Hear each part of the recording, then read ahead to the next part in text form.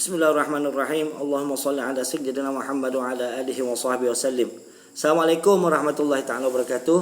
Pertamanya kita merafakkan kesyukuran kepada Allah Subhanahu wa taala kerana dengan limpah dan kurnianya kita dapat bersama-sama untuk kita berkongsi sedikit ilmu lah. Dan hari ini saya ingin kongsikan dua tips. Macam mana kalau kita ada hajat, ada sesuatu hajat, kita nak dapatkan hajat tu, apakah tips dia? Ada dua tips yang akan saya kongsikan. Yang pertama sekali ialah istighfar. Istighfar ni semua orang dah tahulah. Tinggal lagi dalam Al-Quran Allah SWT berfirman, a'udzubillahi minasyaitonirrajim, wa ma kana Allahu liyu'adzibahum wa anta fihim. Maksud dia ialah Allah tidak akan mengazab mereka selagi mana engkau wahai Muhammad bersama-sama dengan mereka.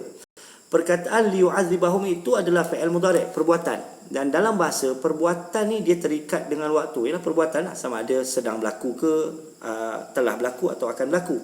Dalam bahasa Inggeris kan macam tu, past tense, present tense. Contohnya macam tu kan.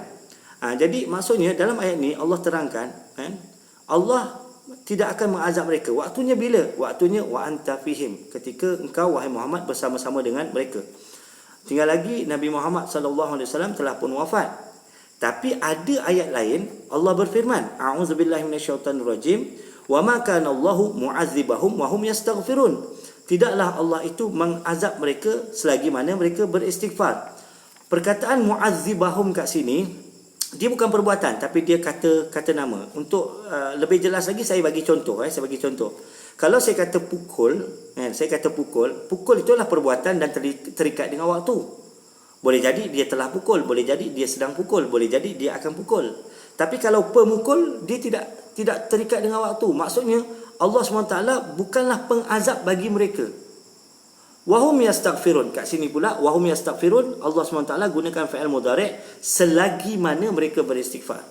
So bila orang itu beristighfar, selagi mana dia beristighfar, insya-Allah orang itu tidak akan diazab oleh Allah SWT. Ini satu ayat. Tapi ada ayat yang lain, contohnya faqulistaghfiru rabbakum innahu kana ghaffara yursilis samaa 'alaikum midrara wa yumdidkum bi amwalin wa banin wa yaj'al lakum jannatin wa yaj'al lakum anhara. Nak hujan, nak anak, nak kekayaan, semua dengan cara apa? Dengan cara istighfar. Sebab itu tuan-tuan, ini tips yang sangat penting. Kita istighfar untuk dapatkan hajat, sebab ada indikator daripada Al-Quran yang menyuruh kita istighfar untuk dapatkan hajat. Contoh sekarang ni anak-anak nak SPM. Kita istighfar kerana anak-anak SPM lah.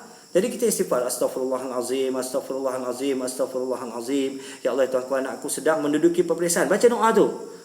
Jadi kalau mereka dapat menjawab dengan tenang. Istighfar lagi, astaghfirullahalazim, astaghfirullahalazim. Kerana kita beristighfar supaya dia dimudahkan peperiksaan. Saya dulu masa berada di SMK Tanjung Datuk, satu masa tu ada peperiksaan PMR masa tu, ada tiba-tiba dekat sekolah tu ada sebiji kereta yang selalunya tak ada.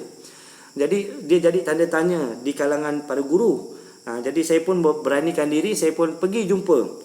Saya jumpa orang yang ada dalam kereta tu. Orang ni dia kerja Navy lah, kebetulan kat situ ada pangkalan tentera. Saya tanya, "Bang, abang buat apa kat sini?" Dia kata, "Anak saya sedang periksa dan saya duduk dalam kereta, saya baca Quran. Sepanjang dia baca sedang periksa tu, saya baca Quran." Okey? Boleh juga diamalkan macam ni. Dan bila keluar keputusan PMR, anak dia dapat 9A. Walaupun sebenarnya anaknya bukanlah anak yang kita target yang dapat straight A pada waktu itu. Tapi nak cerita macam ni.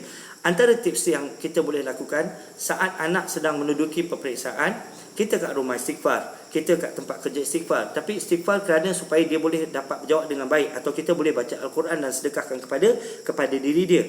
Itu tips. Bukan sekadar periksa. Apa saja yang kita inginkan, kita istighfar. Contoh, kita dah kahwin lama, kita tak dapat anak.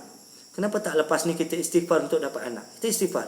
Astaghfirullahalazim, astaghfirullahalazim, astaghfirullahalazim, astaghfirullahalazim, astaghfirullahalazim. Baca istighfar banyak-banyak, kemudian selang-seli dengan doa, "Ya Allah, ya Tuhanku, ampunilah dosaku. Aku dah lama tak dapat anak. Aku dah lama kahwin tak dapat anak. Ya Allah, ya Tuhanku, jadikanlah aku dapat anak. Berikanlah aku anak yang soleh, anak yang soleha." Kemudian kita istighfar lagi, istighfar. Kita istighfar, kemudian kita doa lagi minta anak. Istighfar, doa lagi minta anak. Bagi mereka yang berniaga, begitu juga. Istighfar, doa supaya perniagaan itu maju. Apa saja yang kita hajati, kita istighfar untuk hajat tersebut, sebab ada indikator daripada Al-Quran. Ini tips yang pertama. Tips yang kedua ialah, saya lihat semenjak 2 menjak ni, banyaklah orang berkongsikan doa kerana SPM bagi pelajar-pelajar SPM 2020 sedang berlangsung. Dan di antara doa-doanya itu adalah doa di dalam bahasa Arab, dan memang doa yang bagus, zikir yang bagus. Bagi saya yang faham bahasa Arab, alhamdulillah direzekikan Allah macam itu. Saya fahamlah maksud. Tapi bagi orang yang tak faham maksud doa, dia termasuk dalam orang yang ghafil. Orang yang ghafil, doanya itu tidak dimakbulkan. Ghafil maksud lalai. Lalai ni tak semestinya tuan-tuan kita baca doa bahasa Arab. Baca doa bahasa Melayu pun boleh dianggap lalai. Kalau kita baca doa kan biasa kita baca doa yang selalu kita baca daripada kita kecil sampai dia kata orang tu lancar kat bibir, sampai kata orang tu dah hafaz. Tapi kita baca doa sampai kita menerawang apa semua, itu masuk ghafil. Bila kita ghafil, maka doa tu tak makbul lah. Nak makbul macam mana? Nak makbul kena kesungguhan. Kalau kita nak taubat, tunjukkanlah kesungguhan tu. Kalau nak sesuatu pun tunjukkanlah kesungguhan tu. Nampak tak? Nampak tak macam tu? Jadi tunjukkanlah kesungguhan dalam doamu. Kalau dalam bahasa Melayu pun doa boleh jadi ghafil pasal kita lalai dan menerawang. Bayangkan kalau kita doa bahasa Arab yang kita tak tahu maksud dia. Jadi kena tahu maksud lah. Dan untuk tahu maksud bukanlah perlu tahu secara literasi, makna word by word. Kita boleh tahu kata orang tu secara holistik apa kehendak doa tu, dan kemudian kita doa lah. Kita doa dan minta pada Allah. Kita fahamlah maksud secara keseluruhan. Dan adalah dalam hidup kita ni banyak doa-doa yang baik. Contohnya kita sembahyang subuh ada doa kunut. Antara doa dia dalam doa kunut tu, waqini syarra ma qadait. Ya Allah Tuhanku, hindarilah aku daripada takdir-takdir yang buruk. Nampak? Kita ni jadi orang beriman kerana Allah takdirkan kita beriman. Kita kena syukur pada Allah tu. Tetapi kita kena ingat itu hak Allah. Kita doa pada Allah, ya Allah Tuhanku, kurniakanlah aku ni takdir yang baik. Tapi kita baca doa tu daripada kita kecil sampai kita besar, walaupun kita dah hafal, kita tak faham maksud. Jadi cubalah faham maksud. Tadi saya kata satu, faham maksud. Yang kedua, ketika doa sungguh-sungguh.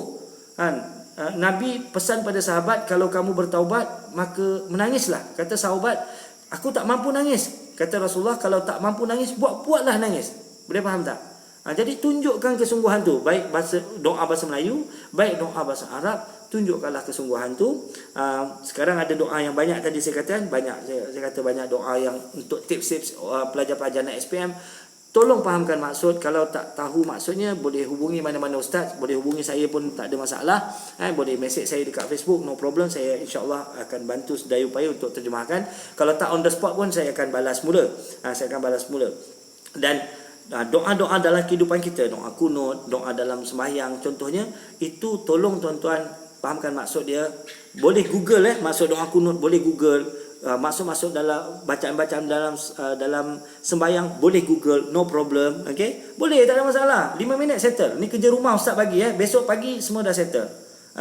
Kalau benda yang susah-susah, yang payah-payah kita boleh buat, takkan yang ini pun tak boleh buat? InsyaAllah boleh buat. Jadi 2 tips saya. Yang pertama tadi istighfar, tapi istighfar dengan niat hajat kita. Kalau kita nak anak, istighfar banyak-banyak, lepas tu doa dapat anak. Kalau kita, contohnya anak kita sedang periksa, kita istighfar banyak-banyak, doa, dia mudah jawab peperiksaan.